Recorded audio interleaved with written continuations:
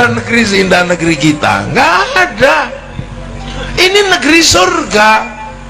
Makanya dulu orang Yunani mencari tanah kita karena mereka punya kabar ada Atlantis yang hilang atau tanah surga. Tanah surga itu air tidak pernah berhenti mengalir, daun tidak pernah rontok, hawa tidak panas dan tidak dingin, dan matahari tidak pernah ingkar janji, pagi terbit sore terbenam. Itu tidak ada di Eropa, kehilangan matahari 4 bulan, daun rontok, palok dingin-dinginnya luar biasa. Maka Bartholomeus melakukan perjalanan mencari tanah surga. 20 tahun dia pulang menemukan kawasan namanya Argir atau Jabadiu. Itulah kawasan yang kemudian oleh orang Yunani mau dijadikan tempat pindah penduduknya. Padahal Yunani sudah negara terbaik, punya Tuhan namanya Zeus. Zeus punya istri namanya Hera. Menikahlah dua Tuhan laki-laki dan Tuhan perempuan ini, beranaklah namanya Hercules. Udah punya Plato, punya Socrates, tapi mereka nggak merasa punya surga. Tapi begitu mereka mau pindah, gagal karena konflik Kreta sama Sparta. Akhirnya yang mencari tanah surga itu siapa? Orang India. Mualim kapalnya Bartholomeus namanya Kudunga Boyong beserta seluruh keluarganya mencari tanah surga. Terdampar di daerah Maldives atau Maladewa, membuat kerajaan besar namanya Salangkanaya. Rajanya Kudunga. Punya anak, bergeser ke ujung timur Kalimantan mencari tanah surga, mendirikan sebuah kerajaan besar namanya Kutai Kartanegara. Mulawarman punya anak, Dewa Warman, bergerak ke ujung kulon, bikin kerajaan besar namanya Salukonegoro. Punya anak namanya Purnawarman, pedalaman Jawa Barat, menjadikan kerajaan Tarumanegara. Punya anak Sinasanaha, pindah ke Galuh, bikin kerajaan di daerah Ciamis. Punya anak Sanjaya, masuk pedalaman Jawa Tengah, membuat kerajaan namanya Mataram. Dan dari situ pecah dua, separuh Wangsa Sailendra pindah Palembang menguatkan Sriwijaya, separuh Sindok bikin Wangsa Isyana pindah ke timur, bikin Kadiri sama Toho. Kemudian dilanjutkan oleh Wangsa Baru dipimpin oleh Kenaro, membangun namanya kerajaan Singasari, mampu menaklukkan 2/3 dunia. Bahkan daerah Korea Selatan ada kampung namanya Kimhae yang buka hutan namanya Surowareng. Gak mungkin Surowareng itu orang Korea Selatan, itu orang Singasari. Makanya jangan heran di tahun 1222 bangsa ini menjadi bangsa yang bangkit. Sekitar tahun 1300 mampu menaklukkan Mongolia, sebuah negara penakluk Eropa, penakluk Arab, penakluk Cina, masuk ke Nusantara, ditaklukkan oleh orang Nusantara, dipimpin oleh Arya Wiraraja, orang besar yang kemudian bertempat di Sumeneb, Madura. Anak-anak milenial nggak boleh lupa ini, bahwa kamu punya bangsa bukan bangsa kecil. Kalian punya bangsa-bangsa besar, jadi jangan mau diolok-olok. Kita bangsa kecil, kita bangsa besar. Eropa punya bangunan-bangunan besar, punya piramid, kita punya Borobudur. Orang Eropa punya kisah cinta namanya Romeo Juliet. Orang Arab punya kisah cinta Kais dan Laila. Orang Cina punya kisah cinta Sampai Engtai. Kita punya kisah cinta Andi-Andi Lumut, Pandi Asmoro Bangun. Kita punya segalanya. Orang sana punya ibu tiri yang kejam namanya Cinderella. Kita punya bawang putih, bawang merah. Sana punya orang kuat namanya Samson, kita punya orang kuat namanya Bandung Bondo kosong main. Sana silakan punya orang kuat, silakan sana punya binatang bisa ngomong namanya kura-kura ninja, kita punya kancil nyuriti timun. Sama aja, apa bedanya? Bedanya lengkap bangsa ini. Orang Arab silakan punya alat musik namanya terbang, terbuat dari kayu dan kulit. Orang Eropa silakan punya alat musik namanya gitar, terbuat dari kayu dan tali. Tapi bangsa kita punya alat musik namanya gamelan, terbuat dari logam. Hanya bangsa yang menguasai ilmu pertambangan yang maju dan penguasaan metalurgi yang mapan mampu membuat alat musik dari logam. Itu bangsamu, jangan mau dibohongi. Kita ini bangsa kecil, kita bangsa besar. Kita mampu menaklukkan Mongolia. Bahkan kita mampu bersatu. Hari ini seluruh dunia sedang terkagum-kagum dengan Indonesia. Kenapa? Arab satu bangsa pecah menjadi puluhan negara, Eropa satu bangsa pecah puluhan negara, tapi kita puluhan puluhan bangsa mampu bersatu dalam satu negara kesatuan Republik Indonesia. Terus sekarang kita diceritakan bangsa jelek, bangsa tempe. Kamu jangan percaya itu. Mereka-mereka ini sedang melemahkan mental kita. Agar apa? Kita benci dengan bangsa kita sendiri. Kalau sudah benci dengan bangsa kita sendiri, kalau bangsa sakit cari obatnya dari luar. Kita sedang meriang, cuman meriang gitu aja. Kita tidak sedang stroke, jadi tidak perlu ganti kekuasaan, nggak perlu mengambil Hizbut Tahrir dari Filistin, nggak perlu. Hizbut Tahrir itu didirikan oleh Taqiyuddin An-Nabhani untuk menjadi problem solving, menjadi jalan keluar buntunya Palestina agar merdeka di tanah Palestina. Tapi itu pun gagal. Jadi Hizbut Tahrir itu produk gagal di Timur Tengah. Masa kamu kesini mau dipakai untuk menyelesaikan Indonesia? Lucu aja kalian. Hei anak-anak muda, jangan bodoh kamu. Ikhwanul Muslimin itu adalah cara orang Mesir mau keluar bagaimana menjadi bangsa yang mandiri. Ikhwanul Muslimin didirikan oleh Hasan al-Banna untuk menjawab problem Mesir, dan itu gagal. Kenapa kamu bawa ke sini untuk menyelesaikan problem bangsamu? Jangan bodoh nak ya. Kita ini punya, dan gak usah emosi. Makanya orang-orang ini suka emosi karena dagangannya nggak laku. Oh iya, daging nggak laku. Baru teriak bendera inilah yang benar, bendera tauhid. Ini bendera Rasul, la ilaha illallah. Terserah kamu katakan itu. Saya tidak mengenal itu sebagai bendera tauhid. Saya mengenal itu benderanya Hizbut Tahrir.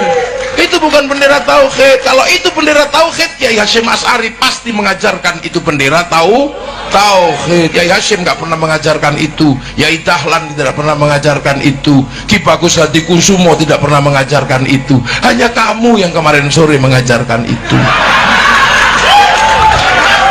Kamu nggak usah emosi kalau kami nggak mau nerima benderamu. Kamu kalau anti bendera tauhid, kamu anti la ilaha illallah. Enggak, kami setiap hari tahlilan pakai la ilaha illallah. Kamilah yang paling sering menyebut la ilaha illallah, karena itu adalah cara zikir kami. Afdhal dzikri fa'lam annahu la ilaha illallah.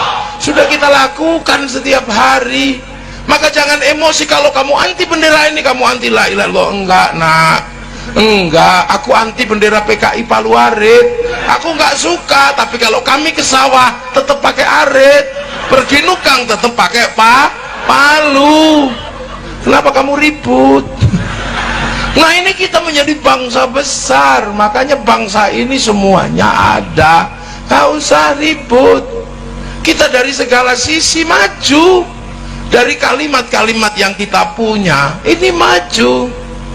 Ya, di Arab sana orang tidur disebut naum, di Inggris disebut sleep. Di sini Bondowoso ada yang disebut sare, ada yang disebut tilem, ada yang disebut bobo, ketedung, no ada tedung, ada yang namanya tedung. Nah, di bawahnya itu udah macem-macem pangkatnya, ada micek, ada batang. Lengkap, kita punya segalanya. Makanya, dan kemudian bangsa ini menyelesaikan problem terbesarnya adalah problem pertemuan antar Tuhan waktu itu. Jadi konflik antar Tuhan terbesar itu ada di Nusantara tahun 820 antara Wangsa Sailendra yang beragama Buddha dan Wangsa Sanjaya yang beragama Hindu. Perang besar di Jawa Tengah sana, sampai akhirnya raja Hindu yang namanya Panuko nggak mau jadi raja, takut perang sama raja Buddha namanya Garung. Tapi raja Buddha kerasnya luar biasa, setiap ketemu orang Hindu dibunuh. Akhirnya kemudian Garung berkuasa penuh dan kerajaan Sanjaya pelan-pelan meninggalkan rajanya hilang. Sampai satu ketika orang-orang Buddha yang kuat dipimpin Semaratungga mau bikin candi, nggak bisa. Akhirnya carilah orang Hindu, dapat arsitek namanya Panuko tadi itu, yang gelarnya Resi Dharma. Maka dibangunlah Candi Buddha tapi nuansanya Hindu karena arsiteknya Hindu. Berdirilah Sambara Budura yang kita kenal dengan nama Borobudur. Jadi itu arsiteknya namanya Panuko. Maka jangan ngarang, itu bukan bikinan Nabi Sulaiman, hanya orang iseng aja menceritakan Nabi Sulaiman dari Sulaiman bangun Borobudur. Bukan, Nabi Sulaiman itu bertempat di tempat yang namanya Ardul Muqaddasah. Ardul Muqaddasah itu bukan Sleman, itu tempat saya. Ini dan ini bukan turunannya. Nah kan, Ratu Sabah bukan dari Wonosobo, bukan, itu buatan. Lah akhirnya berdiri Candi Buddha, nuansanya Hindu. Tiba-tiba anak Raja Buddha namanya Pramodawardhani jatuh cinta sama orang Hindu, si Panuko itu. Terpaksalah dinikahkan antara anak Buddha sama anak Hindu. Maka kemudian kerajaan Buddha dikuasai oleh orang Hindu namanya Panuko, bergelar Rakai Pikatan. Akhirnya rukun Hindu Buddha. Makanya kalian yang kemarin ribut 01, 02 jangan diteruskan. Jangan-jangan anakmu saling jatuh cinta, pusing kamu nanti. Sudahlah, akhirnya rukun yang Hindu buatkan candi namanya Prambanan. Semenjak itu rukun bangsa ini. Balaputra Dewa pulang ke Palembang, bangun Sriwijaya, nggak ribut agama, Sriwijaya jadi besar. Sindok ke timur nggak ribut agama, Sindok membangun Wangsa, Sindok jadi besar. Singasari jadi besar. Majapahit menguatkan kerukunan itu, saling jaga, namanya Bhinneka Tunggal Ika, Bhinneka Tunggal Ika. Itu slogan besar agar apa? Tetap rukun. Semenjak itu saling jaga, yang Hindu jaga Buddha, yang Buddha jaga Hindu. Jadi kalau hari ini ada banser jaga gereja, jangan salah paham, itulah warisan asli bangsa Indonesia. Yang pecalang jaga masjid di Bali, yang orang Kristen jaga masjid di New Zealand. Loh, itu kok kalian sekarang aneh-aneh, lupa dengan akar bangsamu yang saling menjaga Bhinneka Tunggal Ika. Loh, ini loh cara pandang kaum muslimin yang maju ke depan, dipersiapkan untuk menjadi umat masa depan, mengerti perbedaan bangsa. Dan hari ini ketemu semua antar bangsa. Nggak usah cerewet kamu. Orang Jepang nggak datang ke sini hari ini, tapi Mac-nya datang. Orang Korea nggak datang, tapi Samsung-nya datang. Kaum muslimin kalau mau pergi haji pasti cari orang Yahudi. Untuk urusan apa? Naik pesawat. Karena yang bisa bikin pesawat orang Yahudi. Pak Habibie suruh bikin pesawat gak jadi-jadi. Wong namanya tetuko, sing teko ra tuku-tuku, sing tuku ra teko loh. Ibu-ibu kalau mau cantik sekarang cari bedak kemana? Ke Perancis. Parfum dan bedaknya bagus. Kalau bentak Bondowoso nggak mau make karena beras ditumbuk blonteng semua. Iya, kita setiap hari beli sesuatu butuh bank. Kenapa? Bank mengeluarkan uang. Bank bukan produksi KUD. Uang itu produksi bank. Bank itu puncaknya ada di Bank Devisa New York yang bertempat di Wall Street Amerika, punyanya Rothschild Rockefeller Yahudi, yang dipakai untuk membangun bangsa Amerika, mengontrol dunia. Lu sekarang apa? Ayo, ini pengajian, mau bikin pengajian ini menjadi bagus, foto saya di print di belakang sama Pak Bupati. Printer memang buatan Bondowoso, printer buatan Jepang dan buatan Eropa. Hari ini ketemu semua antar bangsa, maka dibekali dari awal, kita dibekali bahwa manusia ini berbeda bangsa. Laqad khalaqnal insana fi ahsani taqwim. Kita ini ahsani taqwim Indonesia, bangsa Indonesia. Nggak usah kaget ketemu yang lain. Nah, ketemu semua. 20 tahun yang lalu saya mau lihat Afrika, itu saja mesti nunggu flora dan fauna. Kalau nggak ada flora dan fauna, kita nggak lihat Afrika. Seharian kita nunggu TVRI, nanti malam flora dan fauna. Mau lihat Afrika, baru lihat gajah Afrika. Sekarang orang nggak perlu nunggu, yang penting punya handphone. Ini aja nyawamu sekarang.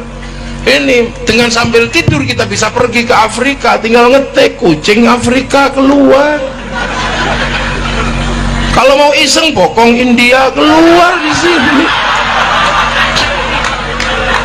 Ini duniamu nak, dunia milenial, dunia yang terlihat tidak butuh siapapun. Maka saya harus mengingatkan kamu bahwa ada masa lalu yang harus kamu ingat, biar kamu tidak menjadi bangsa yang terpisah, jadi manusia yang terpisah dari masa lalu.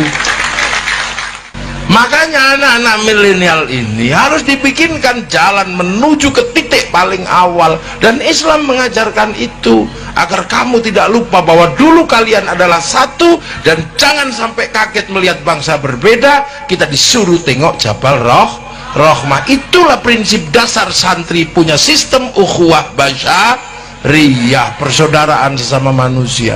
Orang Eropa nggak diajari itu. Makanya orang Eropa ketika Christopher Columbus terdampar di Afrika, di Tanjung Harapan, kaget melihat orang Afrika hitam gosong, karena mereka tahunya manusia itu ras Arya yang putih. Begitu lihat orang hitam, neraka ini.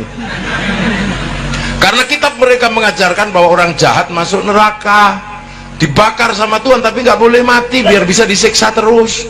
Makanya begitu lihat orang hitam gosong, oh ini neraka ini. Maka ditembaki sama Christopher Columbus. Untuk apa? Ditembaki untuk membantu pekerjaan Tuhan yang belum selesai. Maka akhirnya seluruh sistem perbudakan itu dari Afrika, diperbudak semua orang Afrika.